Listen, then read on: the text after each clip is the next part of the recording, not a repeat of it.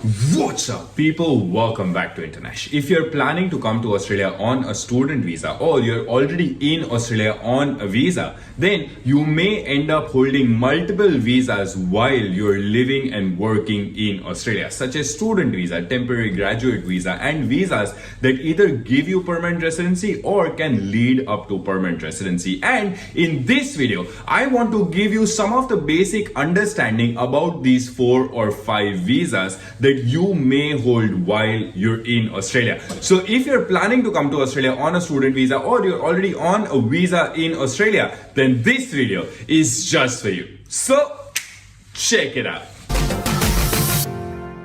Before we get started, you have to understand that these are not the only visas you can apply for. There are hundreds of visas issued by the Australian government. You have to see which are the best visa for yourself. These are the most common visas that usually international students end up applying, either when they want to go to a temporary graduate visa or they want to explore their options of permanent residency. And that's why we are covering these 5 common visas. Let's talk about student visa first, that is Subclass 500. So when you want to study in Australia, you would need a student visa so that you can come to Australia and study in Australia. Right now, Australian government has closed its borders to travelers and international students. That's why even though you have a visa, you cannot come to Australia. But let's talk about this visa. So what documents do you need for this visa? The most important document is COE. So when you get multiple offer letters, you decide that you want to go to this specific university. You pay first year or first semester's fees, then that university issues a COE, which is confirmation of enrollment. When you have confirmation of enrollment, along with other documents such as GTE, financial documents, health checkup, other documents, you can apply for your student visa. There are multiple reasons why your student visa may get rejected. 2 of the most common reasons. First is about financial documents. You need to have enough funds if you're showing your financial documents. Those funds may include your 1-year living expense, 1-year fees, plus $2,000 for flight expense, just in case if you need to go back to your home country in any scenarios. The other reason why your visa may get rejected is if your GTE is not correct. Now, Australian government doesn't want international students to come here and just live in Australia. And that's why your GTE needs to specify that you are coming to Australia to study and you are not using this visa for your permanent residency pathway. So if your documents are correct, you probably should get your student visa pretty easily. One thing that you have to remember while you're on a student visa is that you can only legally work 40 hours a fortnight or 20 hours a week. Moving on to the second type of visa, and that is visa 485.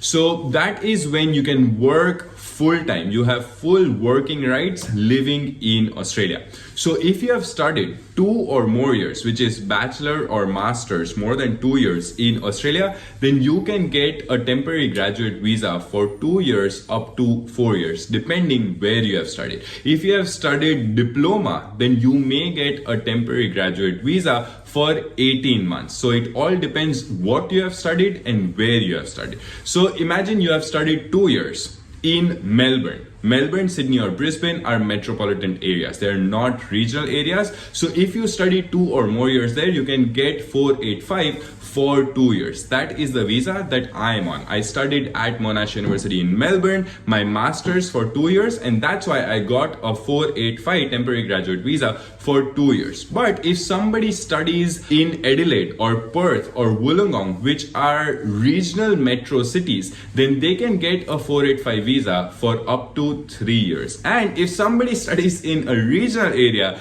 they can get 485 for up to 4 years. That's the crash course of visa 485 for you.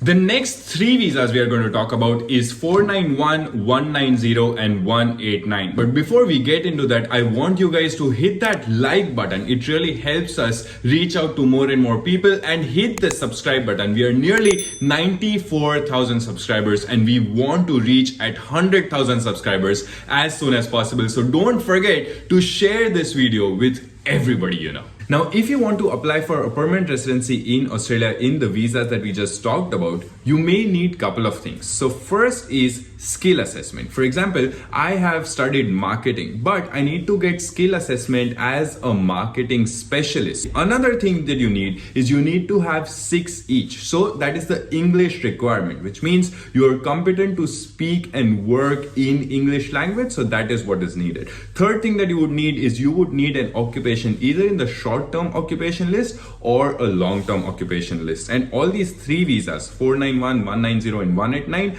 work on a point-based system. So you need certain number of points in order to be eligible to apply for these visas. Now let's talk about visa 491. Visa 491 is skilled work regional provisional visa. So this visa is given by a state. This visa is of 5 years, so you can live and work in Australia up to 5 years. It is not direct permanent residency, but if you have worked in designated regional area for 3 years out of those 5 years, you can apply for that permanent residency. A lot of students, a lot of international students are moving in the regional area so that they become eligible for this visa, and then they can make their way through permanent residency in Australia. If you want to know more about 491, I have made the whole video about my journey. I'll give the link in the description below. You can watch that video after this video to understand what is this visa and if you can be eligible for that visa or not.